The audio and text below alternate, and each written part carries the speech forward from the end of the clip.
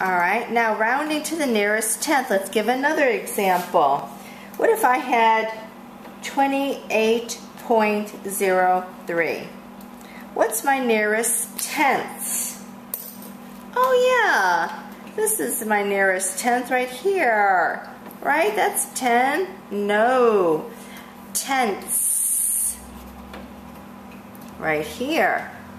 This is my tens. You see the difference here?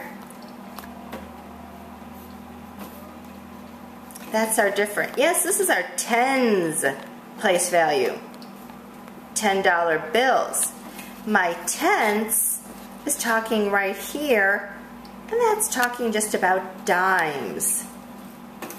So that's a big difference. So if I were to round it to the nearest tenths here, well, I don't have any tenths. So I would just say, all right, there's no tenths. Round it to the nearest tenths. 0. $28. Even Steven. Makes it easy. What about if we said 4.86? Round this one to the nearest tenths. Well, we know our tenths place value is right here. That's our tenths. It's to the right of our decimal. Any of the THs are to the right of the decimal. So if I'm rounding, if I want to round this number, that means I need to look at the number to the very right of it. Is that number 5 or above?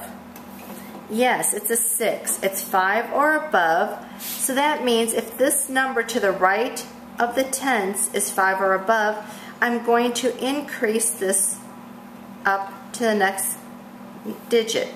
So now I can go from 86 to just get rid of this, and make this a 9. So now I would go to $4.90 because we're rounding to the nearest tenths. The number to the right was the 5 or greater, which it was 6.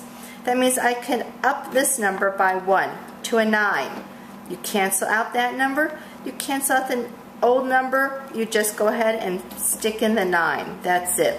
I put a 0 here because we're talking in terms of money. If we weren't talking in terms of money, we could just put 4.9.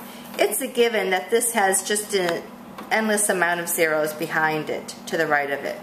So in traditional decimals, we really don't need to notate the 0. We know there's zeros behind the 9 if we put nothing else there.